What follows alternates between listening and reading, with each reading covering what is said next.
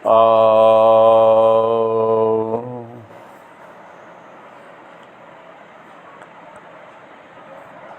महर्षि वाग्भट का ग्रंथ है अष्टांग संग्रह। अष्टांग संग्रह के 7वें अध्याय में वह भूत विज्ञानी चिकित्सा का वर्णन करते हैं। अब मैं इसी अध्याय पर व्याख्यान दूंगा। ग्रहों से संबंध भूत है, इसीलिए ग्रहों की चिकित्सा के पीछे भूतों की चिकित्सा कही गई है। अथा तो भूत विज्ञानीय नामाध्याय व्याख्यास्याम, अर्थात अब इसके आगे मैं भूत विज्ञानी नामक अध्याय का व्याख्यान करूंगा। जैसा कि अत्रेय आदि महर्षियों ने कहा है, भूतों के स्वामी 18 होते हैं, जैसे देवता, असुर, गंधर्व, उरग, यक्ष, ब्रह्म राक्षस, राक्षस, प्रेत, पिशाच, कुष्मांड, काकोद, मोकिरन, वेताल, पितर, ऋषि, गुरु, वृद्ध, सिद्ध। फिर इनका करोड़ों का परिवार होता है और उनका भी अनगिनत परिवार होता है। इस तरह भूत लोक अनंत है।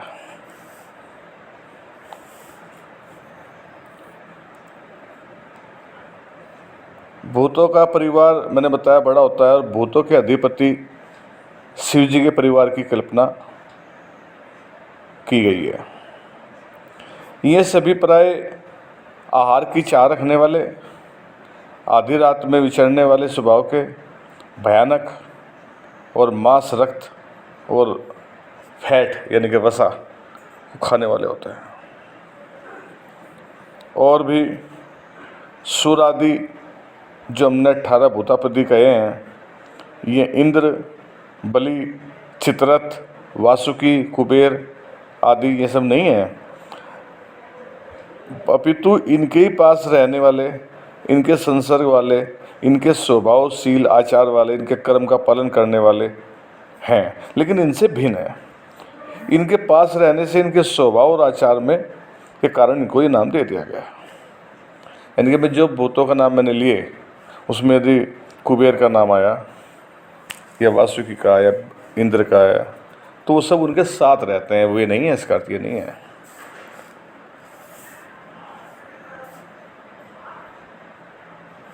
तो जो भूतापति के परिचारक होते हैं वो भी भूत ही समझे जाते हैं और इनके पास रहने के कारण इनका स्वभाव भी ऐसा ही हो जाता है। अब शरीर में, किसी भी मनुष्य के शरीर में इनके प्रवेश का मुख्य कारण तुरंत या पूर्व जन्म में किया हुआ प्रज्ञापराध। आपने इस जन्म में कोई पाप किया, अपराध किया, या पहले जन्म का किया हुआ है। प्रज्ञापराध अर्थात पूर्व जन्म का पाप के कारण काम, क्रोध, लोभ, मोह आदि के उत्पन्न होने से, सद्बुद्धि के लुप्त हो जाने से आचार और पवित्रता चली जाती है। मलिन विचार होने पर व्यक्ति पूज्यों का, जो पूज्य है उनका तिरस्कार करता है और अपने आप को नुकसान करता है। अपूज्या यंत्र पूज्यन्ते पूज्यानान व्यतिक्रम त्रीणि तंत्र प्रवर्तन्ते दुर्भिक्षय मरण भयम, ये मनु ने कहा है। तो आगे चलिए, इस अवस्था में अपनी आत्मा का हनन करने वाले व्यक्ति में जो छिद्राणुदेशी देवादि ग्रह हैं वो उसको पीछे से मारते हैं। इसी प्रकार से उन्माद, अपसमार से आक्रांत होने वाले मन वाले, ज्वर से पीड़ित होता है व्यक्ति को देवादि ग्रह आकृत करते हैं। अब गीता में भी कहा गया है, आत्मे आत्मनो बंधु आत्मवे आत्मनो रिपु। महर्षि सुश्रुत ने भी कहा है कि जो वर्ण रोगी है उसके पास दोनों समय धूम देनी चाहिए। तो अब आगे चलते हैं। जो पुरुष हैं उनका आघात करने के लिए जो देवादि ग्रह होते हैं वो आक्रमण करते हैं।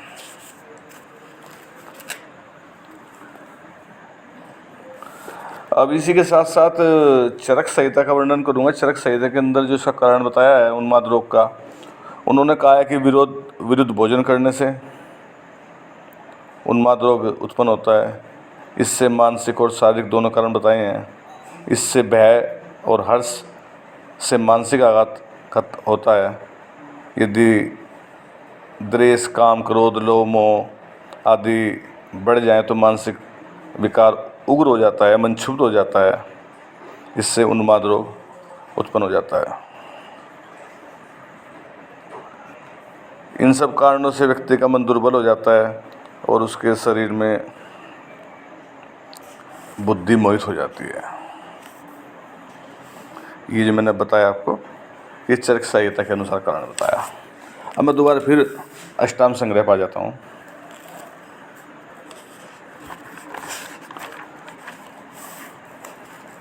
हिंसा आदि पाप कर्म करना, पूर्व किया गया कोई कर्म है उसके परिणाम स्वरूप, किसी शून्य घर में अकेला रहने पर, चौराहे पर रहने से, शाम के समय अपवित्र रहने से,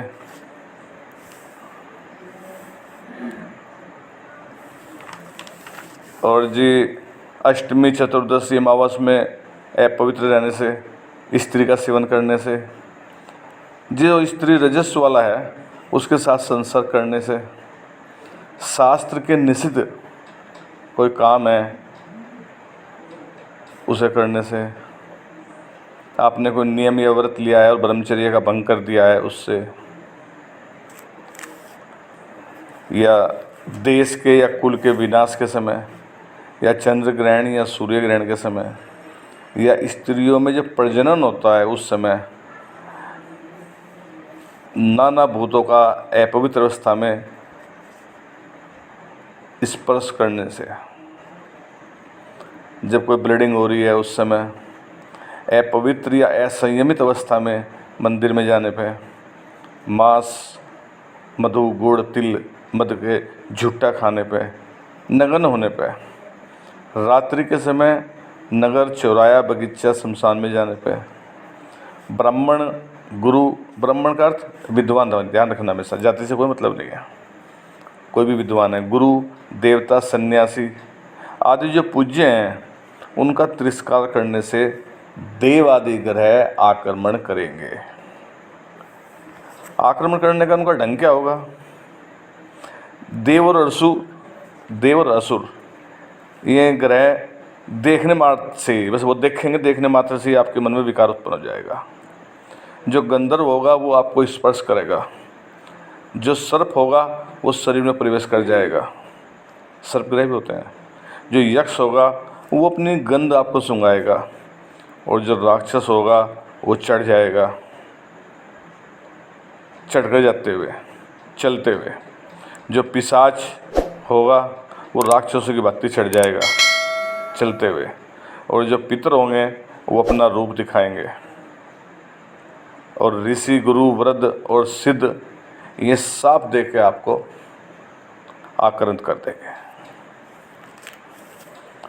इसमें शीलवान, पवित्र आचार के स्वस्थ वस्त्र पहनने वाले, तप और स्वाध्याय में लगे हुए व्यक्ति को देवता प्राय शुक्ल पक्ष की प्रतिपदा को, त्रियोदशी को या चतुर्दशी को या पूर्णमासी को आक्रंत करेंगे। शीलवान व्यक्ति ने कोई गलत कार्य किया तो उसको देवता दंड देने के लिए आएंगे। समझ गए बात को आप?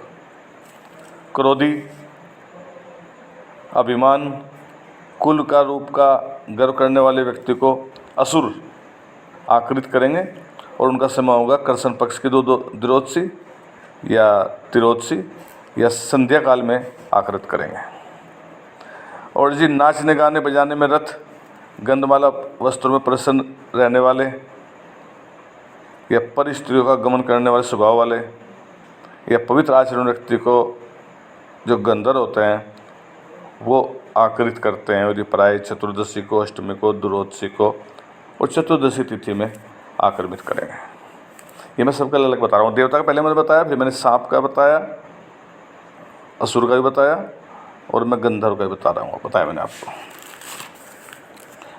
सोने के स्वभाव वाले, चंचल, बिना कारण के क्रोध करने वाले, धनी, ब्राह्मण को पराए, नाग पंचमी में, संध्या काल में और मध्याह्न में आकृत करते हैं।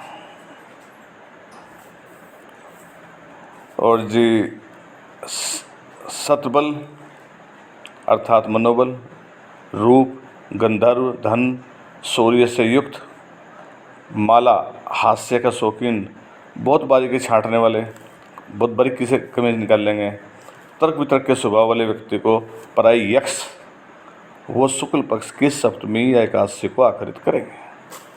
अब मैंने ये बता दिया कि कौन कैसे करेगा, किस कारण से करेगा और कौन सी तिथि को करेगा। मैंने यक्ष का वर्णन किया। आगे सुनिए। स्वाध्याय, तप, व्रत का पालन, देवता, सन्यासी, गुरुजनों की पूजना में लगा हुआ, जिसकी पवित्रता नष्ट हो गई हो, उस ब्राह्मण को, या कोई अब्राह्मण है, मंदिर जलाशय में खेलने के स्वभाव वाला हो, जिसने ब्रह्मचर्य व्रत का भंग हो गया हो, उस मनुष्य को ब्रह्म राक्षस शुक्ल पक्ष की पंचमी को या अष्टमी को या पूर्णमासी के दिन या संध्या काल में आकृत कर देगा।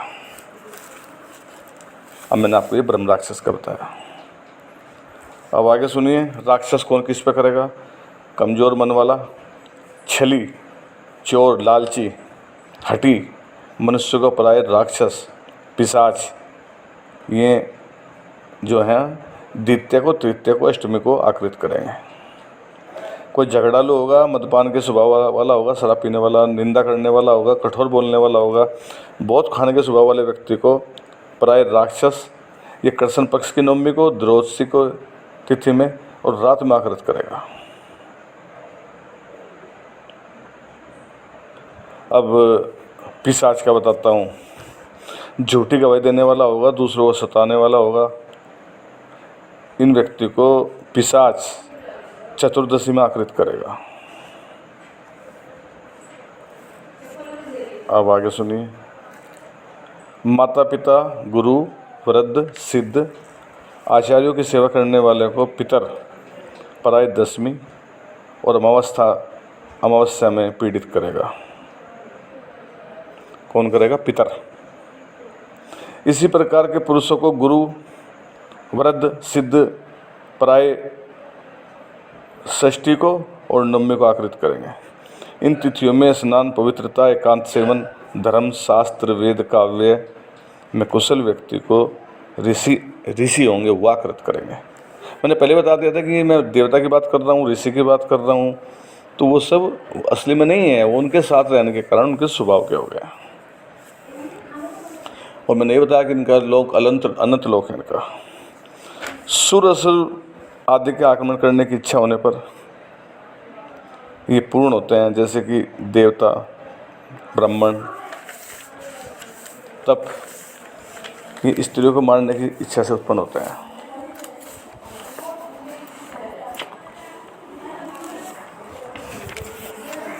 अब जी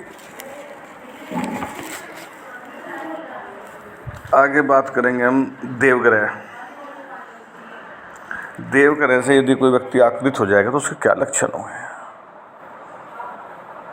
देवग्रह यदि किसी के ऊपर हमला आकृत कर रहा है, हमला हो गया, कर दिया उसने, अटैक हो गया उसका, या प्रभाव में रख लिया उसने, तो व्यक्ति उसकी दृष्टि सौम्य होगी, बहुत गंभीर होगा, किसी से तिरस्कृत नहीं हो सकता, वो क्रोध नहीं आएगा, पवित्र होगा, सोने वाला नहीं होगा, भोजन की चाह रखने वाला होगा, पसीना मल मूत्र कम आएगा, कम बोलेगा, संस्कृत शुद्ध वाणी बोलेगा, देवताओं का, ब्राह्मण का, गुरुओं का भक्त होगा, श्वेत माला, श्वेत वस्त्र नदी के तट पर रहेगा, पर्वत किसी ऊंचे महल पर दूध, दही, सुगंध की चाह रखने वाला होगा, देर से आंखों को झपकने वाला होगा, वरदान देने वाला होगा, शरीर से उत्तम गंध आएगी, तेजस्वी चेहरा खिला हुआ कमल के समान होगा, तो समझ जाइए ये व्यक्ति देवता ग्रह से आकृत है।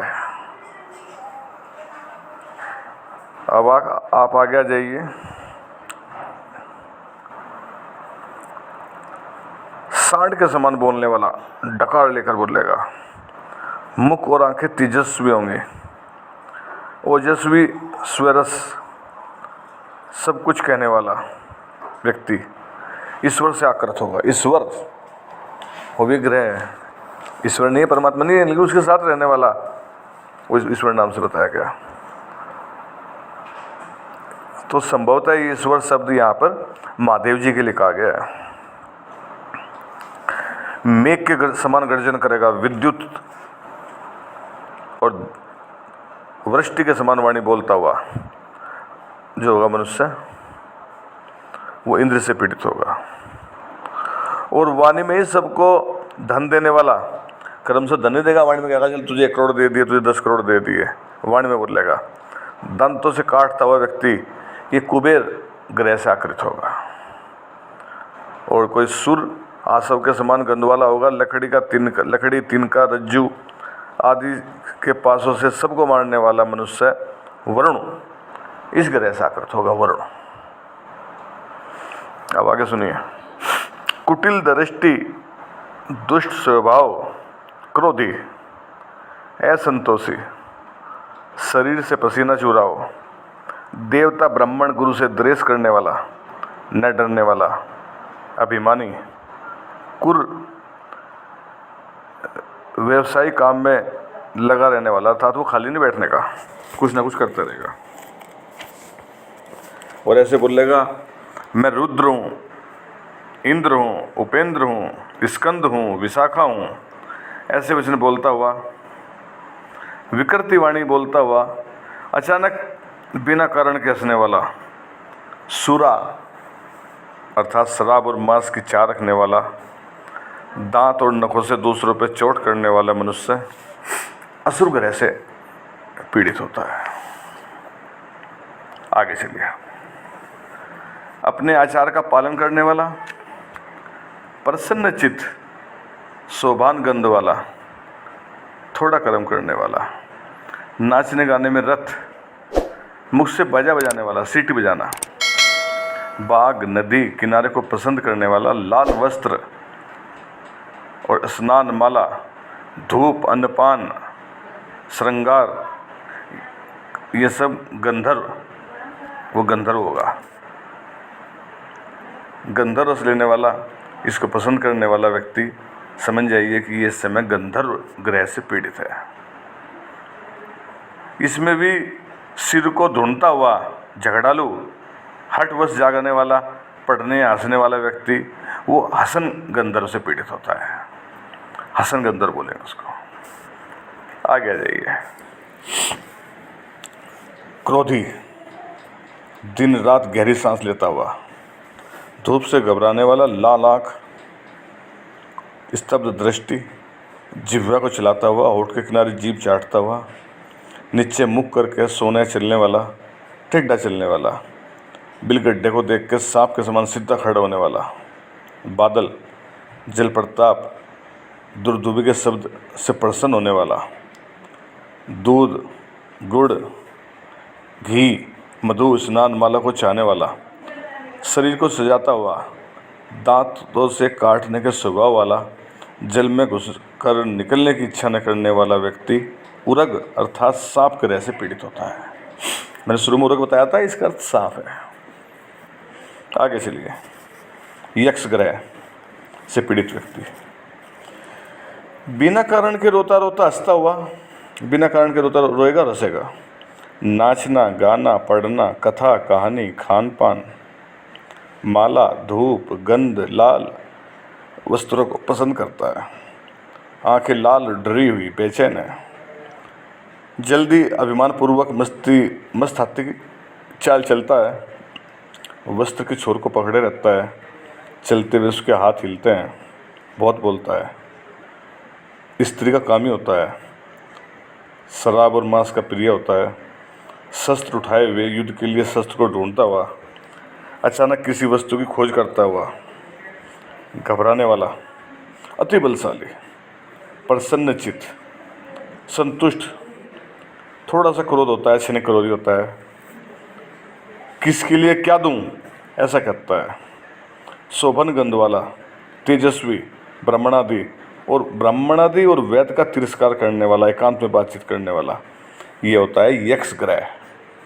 यक्ष ग्रह से पीड़ित अगर वो ऐसे लक्षण कर रहा है तो समझ लीजिए कि यक्ष ग्रह से पीड़ित है ये रोगी।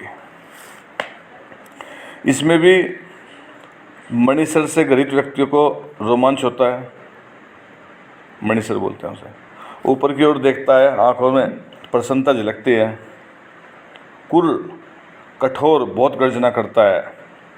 ये विकट नाम यक्ष होता है, विकट नाम होता है इसका। एकांत में हंसता गाता नाचता है, भीड़ वाले स्थान में चुप हो जाता है। ये यक्ष ही है, लेकिन ये यक्ष की एक और दूसरी जाति हुई विकट इससे। अब मैं बताऊंगा ब्रह्म राक्षस से पीड़ित व्यक्ति के लक्षण।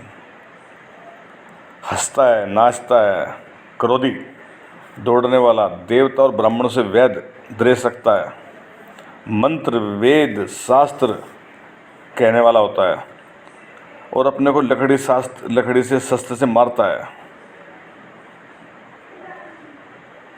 कमजोर स्थान में प्रहार करता है। वैद की कमजोरी उसकी त्रुटि को ढूंढता है। यदि उसके सामने कोई वैद जाएगा तो उसकी कमजोरी त्रुटि ढूंढेगा। भाव भाव ये सबसे बुलाता है, भाव।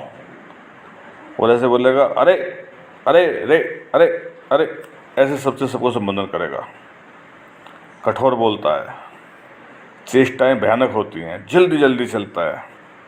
इसके अंदर आप समझिए कि यक्षसेन ब्रह्म राक्षस से पीड़ित व्यक्ति है।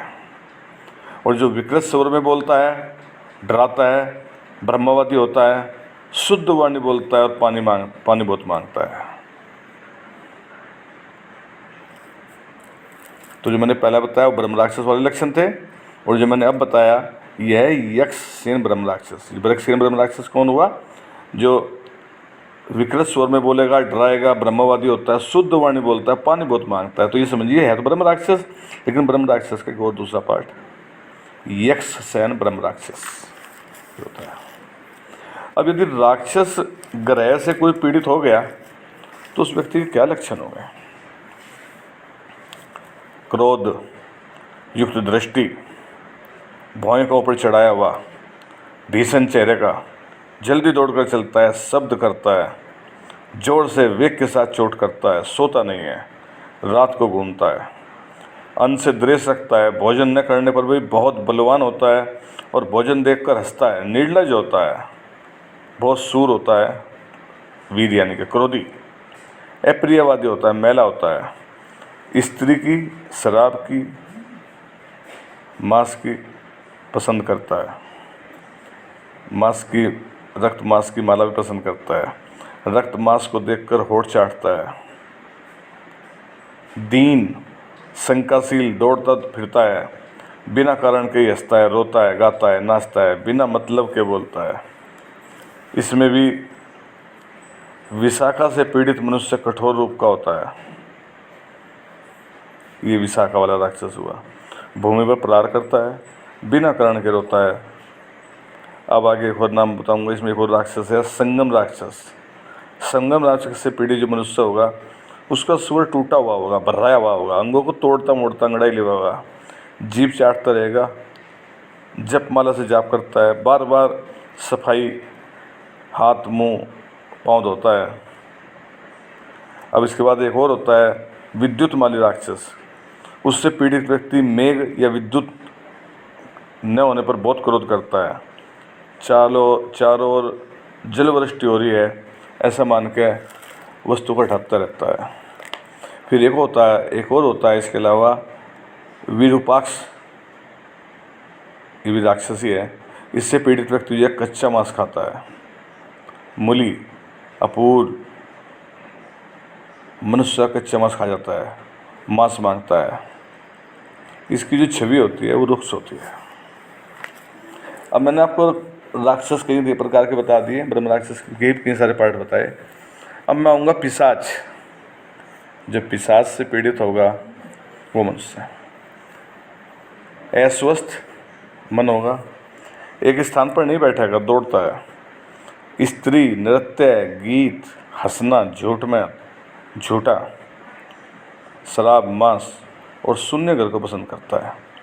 सामने से चोट करता है, डराने पर दीन हो जाता है, घबरा जाता है, अपने शरीर को नखों को खोजता है, स्मृति नष्ट हो जाती है, कुछ संबंध और कुछ असंबंध बातचीत करता है, अचानक रोने लगता है, अपना दुख दूसरों को सुनाता फिरता है, हाथ ऊपर उठाया रहता है, स्वर में रूखापन होता है, शरीर में रुक्षता होती है, दुर्गंध रहती है, मैला होता है, नंगा होता है, अपवित्र होता है, गलियों में सड़कों में फटे पुराने वस्त्र, तिनके आभूषण की इकट्ठा करता रहता है, कूड़े के ढेर पे, लकड़ी के घोड़े पे चढ़ जाता है, लालची बहुत खाता है,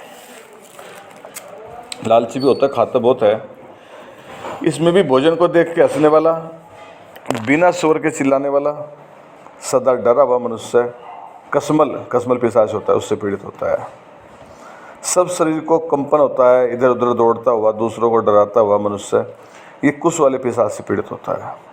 वैद्य को देखकर क्रुद्ध हो जाता है, घूमकर खाने वाला होता है, बहुत खाने वाला होता है, राख पे या छिप के मुख ढक के सोने वाला होता है, रास्ते में स्त्री को रोकने वाला होता है, मलमूत्र शरीर पर मलने वाला होता है मनुष्य। ये निस्तेज सा इस पिशाच से पीड़ित होता है। प्रेत के समान आकृति, चेष्टा, गंध, तिनकों को तोड़ने वाला, डरा हुआ, आहार से द्वेष रखने वाला, ये प्रेत वाले पिशाच से पीड़ित होता है। तो मैंने पिशाच के भी आपको कई पाठ दिए। अब मैं करूँगा बात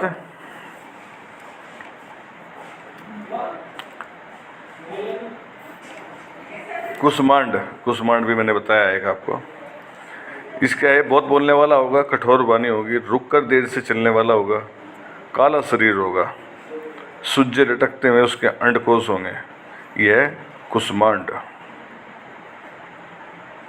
अब और आगे आइए, करखोद, मैंने नाम बताया था शुरू में। इससे जो पीड़ित व्यक्ति है वो नंगा ही दौड़ेगा, अचानक ही पत्थर लकड़ी उठा के भागता है, घूमता रहता है, तिनके चीर माला पहनता है, तिनकों को, डरी हुई दृष्टि होती है, कठोर बोलता है, शमशान, शून्य स्थान, अकेले वृक्ष या गलियों में रहता है, तिल के बने हुए खाद, मदमास, दृष्टि फंसाए रहता है इन सब में। इसकी चाह पर भी हर समय बनी रहती है, हर समय ही आपको मांस की इच्छा रहेगी, तिल के बने हुए खाद की रहेगी। अब आया नेक्स्ट मोकिरन, ये भी एक ग्रह हुआ। इससे पीड़ित व्यक्ति बहुत तेज बोलेगा, आंख लाल और डरी हो जाएंगी, अन्न की चाह होगी और पानी मांगेगा। इससे आगे आएगा बेताल। अब बेताल से पीड़ित व्यक्ति हो जाएगा तो सत्यवादी, कांपता है, धूप, सुगंध और माला को चाहता है, बहुत सोता है। इसके आगे आया पित्त ग्रह। यदि पित्त ग्रह से कोई व्यक्ति पीड़ित होगा तो उस व्यक्ति की दृष्टि मैली होगी, नेत्र और पलकें चंचल होंगी, हर समय चौकन्नी दृष्टि होगी, दीन चेहरा होगा, तालू सूखा हुआ होगा, नींद में भरा हुआ होगा, रुक रुक कर बोलेगा। अब जो उसका वस्त्र होगा वो दक्षिण कंधे पर पहनेगा, भूख कम लगेगी, डाइजेशन अरुचि रहेगी, उसको डाइजेशन ठीक नहीं होगा, तिल की, गुड़ की, खीर की और मांस में उसकी रुचि होगी। अब ऋषि, गुरु, वृद्ध, सिद्धों के जो अभिशाप से कोई व्यक्ति पीड़ित हो जाएगा तो वो इन्हीं के अनुसार चिंतन करता हुआ, इन्हीं की तरह व्यवहार करने वाला आहार व्यवहार करेगा। इन आचरण और आहार को देख के वो किससे ग्रस्त है इसकी आपको पहचान करनी होगी। पुरुष में जहाँ अमानुषीय ज्ञान होगा, यानी कि जो मनुष्य के अंदर नहीं होता उससे अलग होगा विज्ञान, वाणी, चेष्टा, बल और पुरुष दिखाई दे तो समझो इस पर भूत ग्रह आकृत कर रहे हैं। जिसके साथ बहुत सारे बालक दौड़ते हों, नंगे सिर के बाल जिसके खड़े हों, नंगा रहता हो सिर के बाल खड़े हों, मन अस्वस्थ हो, रोग चिरकालीन हो, ऐसे ग्रह से पीड़ित व्यक्ति की चिकित्सा नहीं करनी चाहिए। इस प्रकार इस उत्तर स्थान में भूत विज्ञानी नामक 7वां अध्याय समाप्त हुआ। 8वां अध्याय आएगा, उस 8वें अध्याय में मैं इसकी चिकित्सा बताऊंगा, लेकिन ऑडियो लंबी हो जाएगी तो दूसरा पार्ट बनाऊंगा। मैं राजेश तालान ब्रह्मचारी गुरु शिष्य परंपरा से बना प्राणाचार्य है। मेरा व्हाट्सएप नंबर है 9012950604।